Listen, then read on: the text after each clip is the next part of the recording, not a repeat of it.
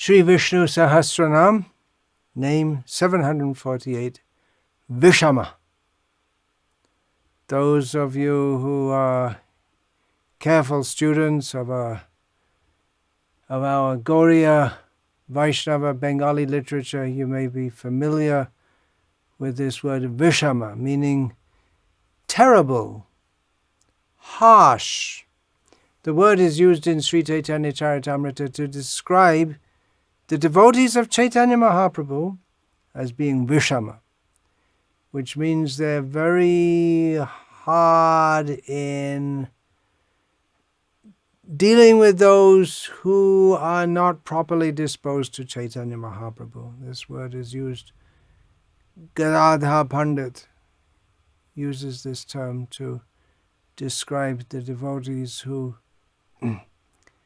became, superficially at least, somewhat annoyed with Gadadhar Pandit because Gadadhar would listen to Vallabha Bhatta. You have to read the whole thing. It's in Chaitanya Charitamrita, Anta Lila.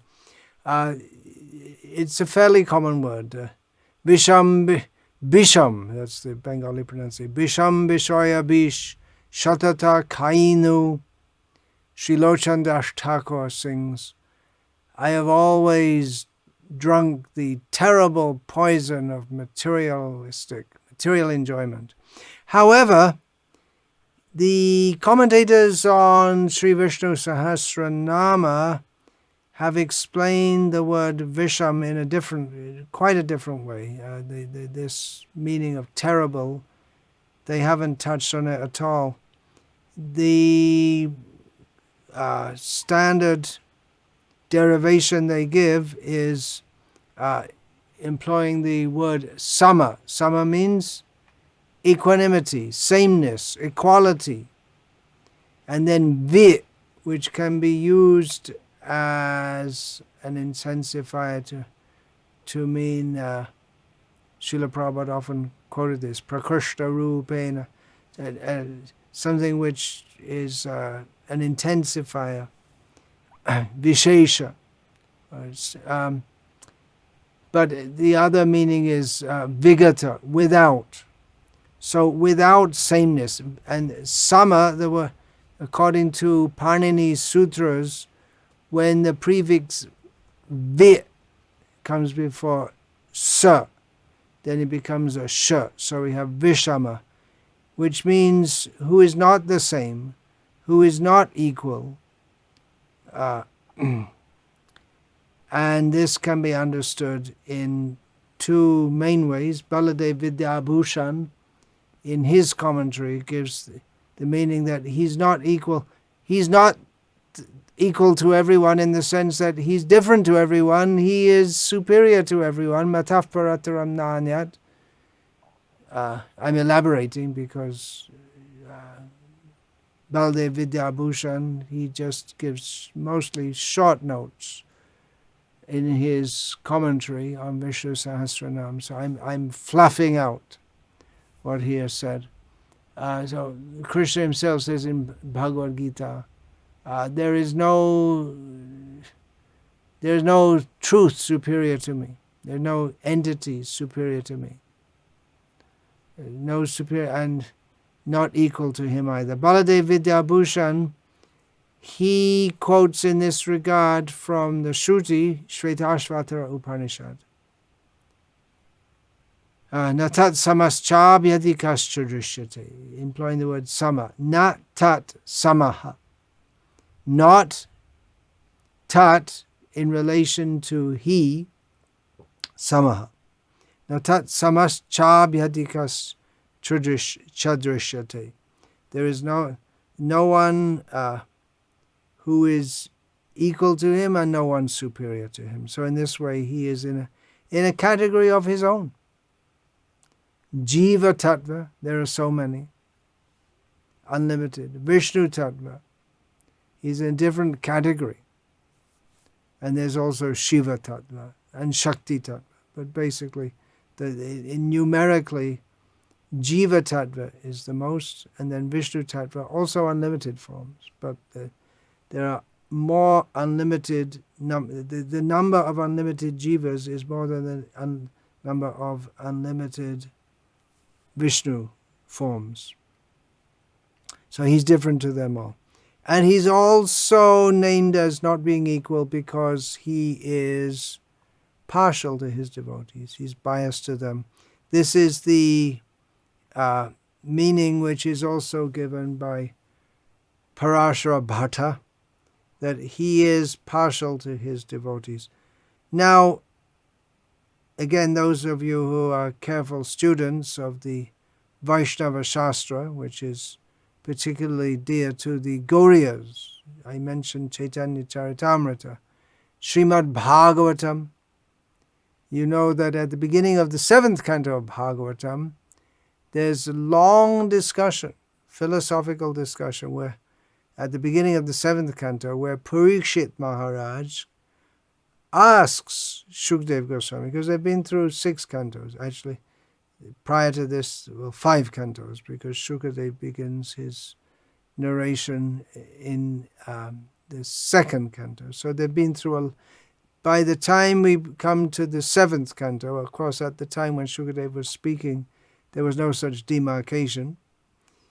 But Shukadev's covered a lot of ground at this point, and repeatedly we see that the Supreme Lord appears to be partial to his devotees, and this will come up very much so in the 7th canto, after this initial part where there's the narration of Hiranyakashipu and how he was killed by Nrsimhadev. Prior to this, in the 3rd canto, we have Hiranyaksha killed by Varahadev. So it might appear that the Supreme Lord is partial to his devotees, whereas he's supposed to be equal to all. And that's how Srila Prabhupada titles, actually I'm not sure if Srila Prabhupada personally gave the titles or if the editors gave the titles, but the title to the 1st chapter of the 7th canto, as far as I remember, in Srila Prabhupada's most glorious rendition, is the Supreme Lord is equal to everyone. And Parikshit is asking, well, it doesn't seem like that. It seems he's partial to the demigods. And the demons, they also accuse him of that. But Shukadev goes into great depth to rebut this idea that the Supreme Lord is biased. He's partial to his devotees. He's equal to everyone. But here we have a name in Vishnu Sahasranama, Vishamah. He's not equal. So how do we understand this? Well, we can understand it from the apparently contradictory statement of Lord Krishna himself in Bhagavad Gita, in which he says, Samoham sarva bhuteshu name dveshosti na priyaha. I'm equal to all. I don't dislike anyone. I don't like anyone. I'm equal to all. But then immediately afterward, Lord Krishna says, Ye bhajanti tu mam bhakta maite teshu chapya. But I am inclined toward my devotees. It exactly contradictory what he said before. But how do we understand this? Ontologically, he's equal to everyone. But practically, he reciprocates with his devotees in love as they reciprocate with him, as he said prior to this. Ye yata mang prapadyante tang stathaiva bhajameham. Mama vartmanu vartante manushaf partha sarvasaha. He says that I reciprocate with people according to the way they behave toward me. Everyone is on my path in all respects. So everyone is within the ambit of Krishna, and everyone can be his devotee. So he says, I'm partial to my devotees, but then there are non-devotees also. There always will be. Dvo bhuto sargo lokesmin daiva asura evacha. within this world, there are devotionally minded people, and there are demons who are against Krishna. So Krishna, he is equal to everyone. You want to be a demon, he'll reciprocate with you like that. You want to be a devotee, he'll reciprocate with you like that. He's not predisposed to hate anyone or love anyone, but as you behave, so he will reciprocate. So in that sense, he's equal and not equal also. So in this name, we are discussing how he is not equal. And Parashara Bhatta takes this up with the getting into this understanding of his not being equal, in the sense that he's unpredictable and even his acts may seem to be conflicting. He's has his principles, but he's an unpredictable person, in as much as, you can't say exactly what he'll do or how he'll do it. Just like prior to the appearance of Narasimhadev from the pillar, it was predictable for those who know the science of God that he will protect Prahlad. But how he would do it, that was unimaginable. Now we know, after the appearance of Narasimhadev, how he appeared from the pillar in a half-lion, half-man form. Adbhuta Shringa. It's just absolutely wonderful, everything about him. Adbhuta. It's just never seen or imagined before. So that is a characteristic of the Supreme Lord, unpredictable. So in this way, not equal also. He's not within the avang manasa gochara. We can't properly describe him. We can't capture him in our mind and everything understood about Krishna. No, that's not possible. He's always astonishing, always amazing, always unpredictable. He's unequal in the way he behaves toward his devotees and toward the demons. But underlying that is equality, and on the surface it appears to be partiality. He's very kind and loving to his devotees, but he's Visham in the sense of being fearsome toward the non-devotees, and especially the offenders to his devotees. Sri Namarlava, or maybe I should say Tiru Namarlava, he gives some examples in one of his pasurams of how the Supreme Lord acts unpredictably, wonderfully, and non-equally, in the sense that as Arjuna's charioteer, he's only supposed to be a charioteer, but sometimes he would make the whole chariot, by Krishna, by his power, he would make the whole chariot go down into the earth, and then the arrows would fly over the head of Arjuna. That happened more than once. Or when Karna sent the most terrible weapon, which he could only, then Krishna pressed the whole thing down, and Arjuna was saved in that way. And he also, Krishna, being the active principle of everything, Arjuna, the brilliant marksman, bowman, his arrows were flying out and they weren't missing. But that's because Krishna was the active force in those arrows and making them hit their targets without fail. In the clash between Arjuna and Jayadratha. The sun set, and Jayadratha, I'm saved. And Arjuna thought, oh no, now it's all over. Now the Kauravas were rejoicing.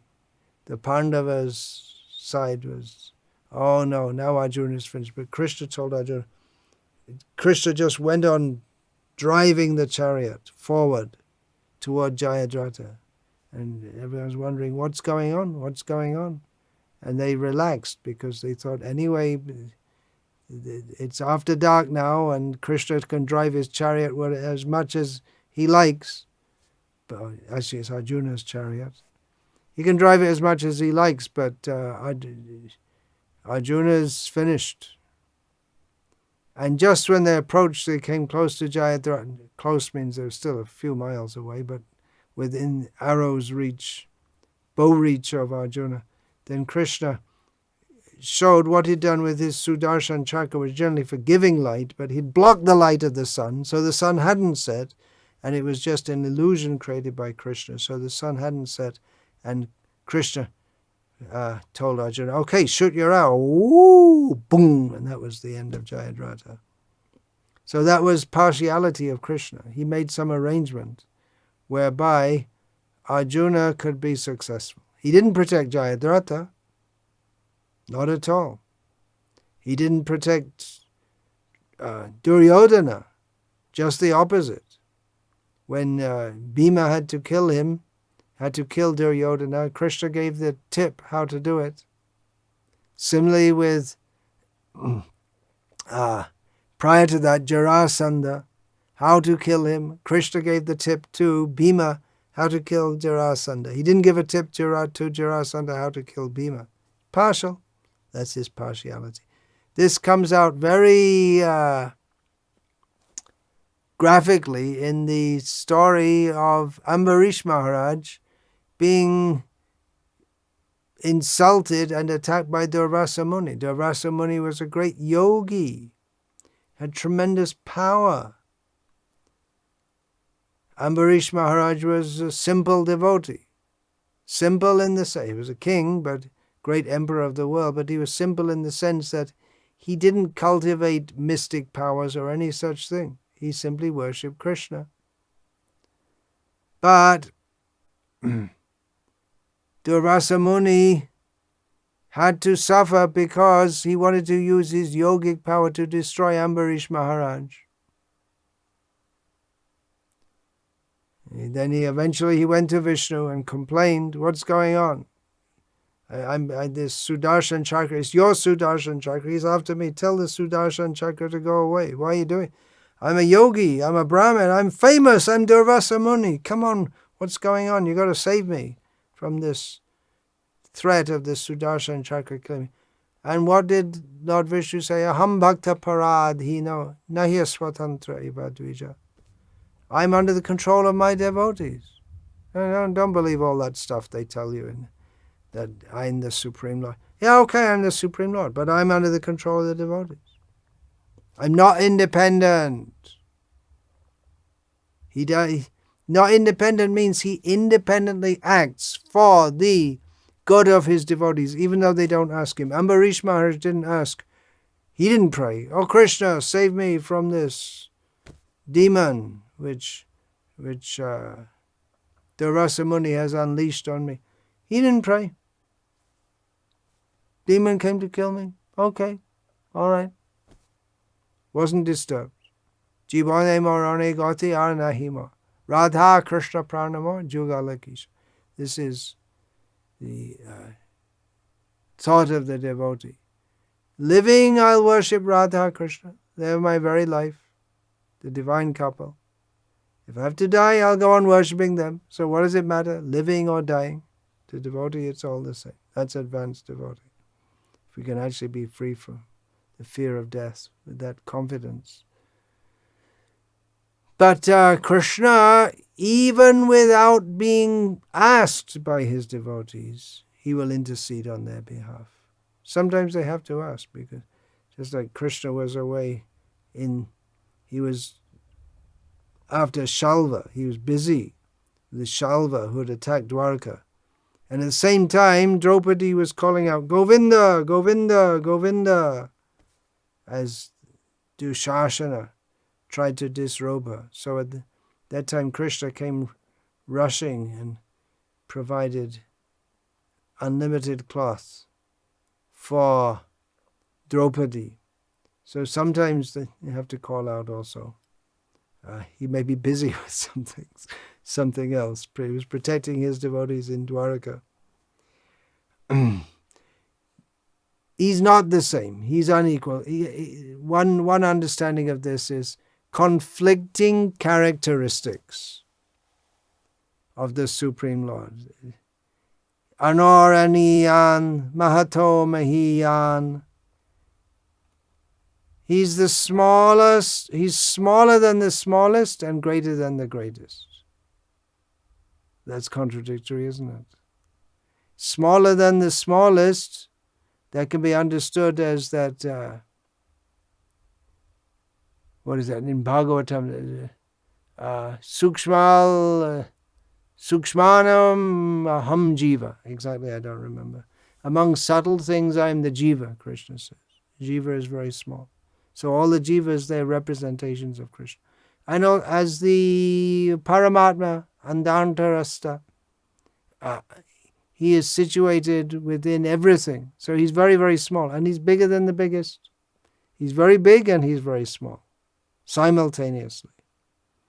He is Karumandurai Vishnu, the massive form from whom all the universes emanate. And then he enters all the universes in the form of Kshiradakashai Vishnu, one form of whose is within every atom. So he's very small and very big. Contradictory, conflicting characteristics. Again from the Upanishad, Shvetashvatara Upanishad. Pani Pado Javano Grahita. Apani Pado Javano Grahita. Pashyatya Chaksu Sashrinotya Karnaha. He has no hands or legs, but he moves and he accepts things. He sees, though he has no eyes. And he hears, although he has no ears. So this appears as conflicting characteristics. What does it mean? He doesn't have useless hands, eyes, legs, like we do. But his hands and legs are of a different quality altogether. So much that Sarvata Panipada, he who has no hands and legs, Sarvata Panipadam Tat. His hands and legs are everywhere. So you can't say his hands and legs are like your hands and legs or my hands and legs.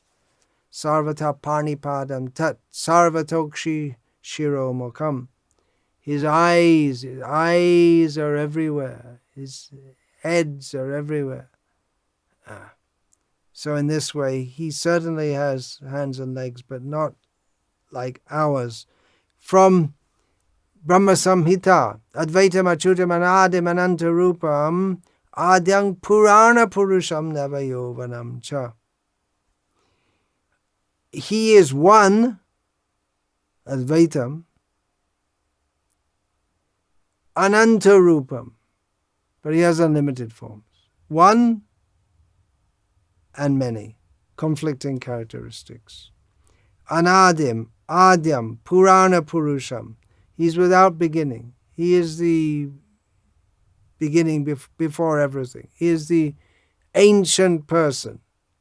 And Navayovanam, fresh youth. Apparently conflicting characteristics. It means that he doesn't get old as we do. Vedeshu Durlabham, very hard to find in the Vedas.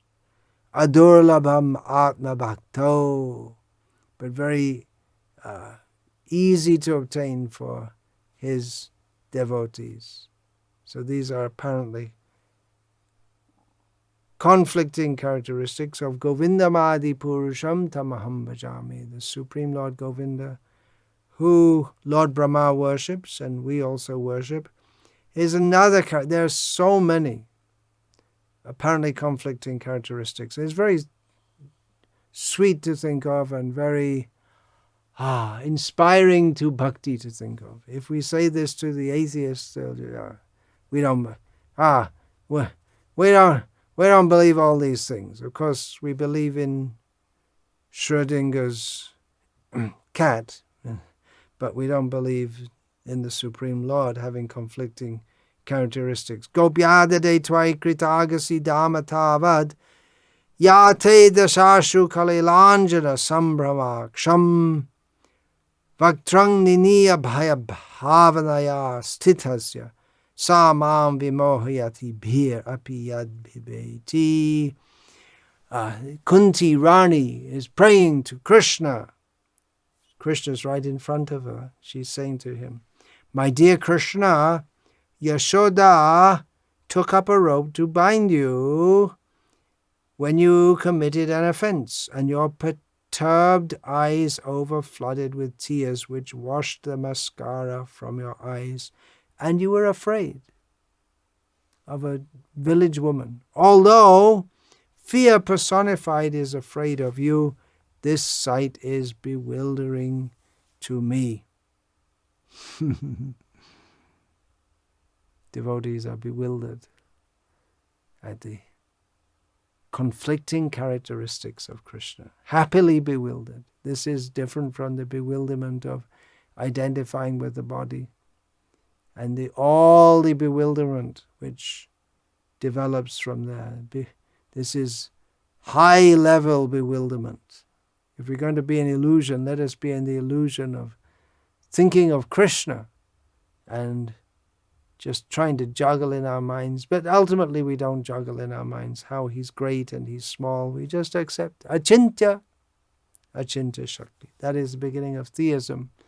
Srila Jiva Goswami says to accept this, the Supreme Lord has unlimited potencies by which he can do anything. Then the more obvious understanding of asama, there is no equal to him. This is the meaning given by Shankaracharya. Samona asya vidyate sarva vilakshanatvat iti Vishamah. In all his characteristics, in someone who in all characteristics is not equal to others, is called Vishamah. And Shankara refers to Lord Krishna's manifestation of the universal form as prayed to by Arjuna. We find in Bhagavad Gita, Pitasi lokasya chara charasya tvamasya pujascha gurur gariyan natvat samostyabhyadika kutonyo lokatraye pyapratima prabhavaha. You hear that? Natvat samo. Natvat samaha. There's no one equal to you. Srila Prabhupada's translation, you are the father of this complete cosmic manifestation of the moving and the non-moving. You are its worshipable chief, the supreme spiritual master. No one is equal to you. Natvat samaha. Nor can anyone be one with you. How then could there be anyone greater than you within the three worlds, O Lord of immeasurable power? The Dharma Chakra commentator on Vishnu Sahasranama, modern commentator, his name is unknown, gives several examples to illustrate that Bhagavan, the Supreme Personality of Godhead, is unique and there's no one to compare to him. In this way, he's Vishamah. And he's giving names from Bhagavad Gita in this regard, names of the Supreme Lord Krishna which appear in Bhagavad Gita, and how these names demonstrate that he's not the same as everyone, he's unique. Hrishikesh, one who is unexcelled in the control of the senses. He is the master of the senses. He's the only one. Others may be called self-controlled yogis, but he is the master of the senses of all living beings, and he is the controller of all the senses of all living beings. So in this way, he's unique as Hrishikesh. He's also several names from Gita, again given. Keshava, Keshi Nishudana, Madhusudana. So these are all names which give the understanding of how the Supreme Lord Krishna destroys demons, and there's no one comparable to him in assisting the devas, the demigods, when they are harassed by the demons, the asuras. There's no one equal to him in destroying the asuras. When everything else fails, what do? Read the instructions. When everything else fails for the demigods, they approach Lord Vishnu. When they have no other recourse, the demons are harassing them too much, they approach Vishnu, because he's unique in his ability to subdue the demons. He is Govinda because there is no one comparable to him in knowing the nature of the jivas. Govinda, one of the meanings of this is he who gives pleasure to the senses. So he gives pleasure to the senses of all living beings. There's no one comparable to him who can know every living being. Then he is Janardana. There is no one as determined and powerful as him in chastising the wicked. So in this way it's similar to Keshava, Keshi Nishudana, Madhusudana. It's a different name, but the understanding, there are different understandings of the name Janardana, and one of them is who is the chastiser of the wicked. Vishnu, he pervades everything and he is everywhere. Who is like that? He's unique. Well, it can be said that Lakshmi is also all-pervasive, but then she's non-different from him. So he's unique. Nothing can exist without him. Nothing can function without him. He's unique in that regard. You and I, who are we? Little beings. You could say that, well, in my business it can't function without me, but businessmen die, business owners die, and the businesses go on. Charles de Gaulle famously said that the graveyards are full of indispensable men. We think they're indispensable. Vishnu is the one who maintains everything, including the businesses. He is Yogeshwara, Yoga Vidam Neta, the best among the yogis and the leader of all those who follow the path of yoga.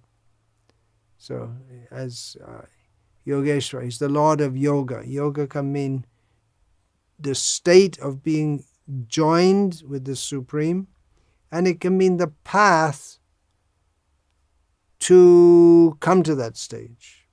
So he's the Lord of the perfectional stage of yoga, and he's the Lord of the yogis, the Yogeshwara, the master of the path of yoga. He is. And even there are many persons who are expert in practicing yoga, but he is Mahayogeshwara Harihi. He's superior to all of them, and he's the leader of those who know the path of yoga. Yoga Vidam Neta. Bhagavan, this name comes in Bhagavad Gita. He's unique in having Aishvaryasya Samagrasya Viryasya Yashasya Shreha Jnana Vairagya Yoshaiva Shandang Bhaga Itingena. He's unique in having all opulences in full. In full. Everyone has some wealth. Everyone has some wealth, some energy, some fame, some beauty, some knowledge, and some renunciation. But Bhagavan is the one who has these in full. He's the only one, incomparable, unique. Achyuta, he never slips from his vow. He never falls down from being Bhagavan. He doesn't let his devotees slip down. And these are just a few instances that show how the Supreme Lord is unique. Now, if you want to take a Rasic interpretation of all of these names, we could also find out that he's not the master of his senses because he becomes overpowered by the beauty of Srimati Radharani, for instance. And we can find contradictions to all of this, to all of these understandings of how he's unique, but that will only add to his being Vishamah, inasmuch as all contradictions are within him. So that either you take it one way, that he's unique in that his qualities are better than others, or you take it that there are so many inherent contradictions in him, he is Vishamah.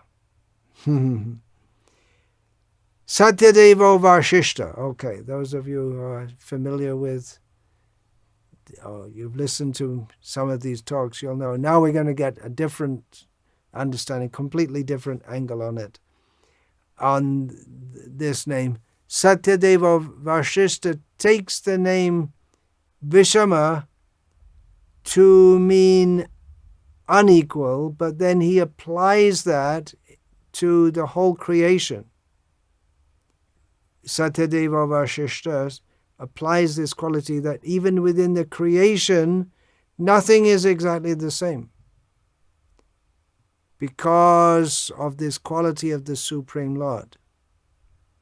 Just like if we see the clouds in the sky, it's never the same exactly. And it's surprising how quickly the clouds in the sky can change to a different formation. It's changing all the time. That's just one example. No two children are exactly the same, even though born of the same parents. Even identical twins are not totally identical.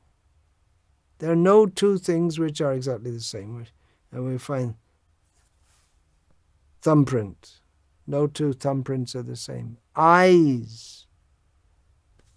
No two eyes are the same. No two mentalities are the same. That's the influence of the Supreme Lord in his quality of not being equal, which he imbues to everything.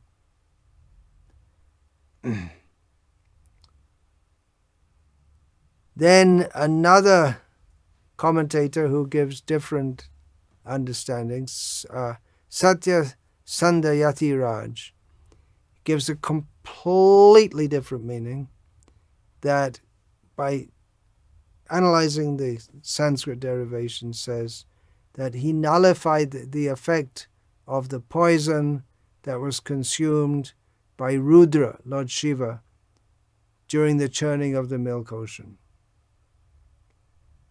So, wasn't that Shiva? Wasn't Shiva?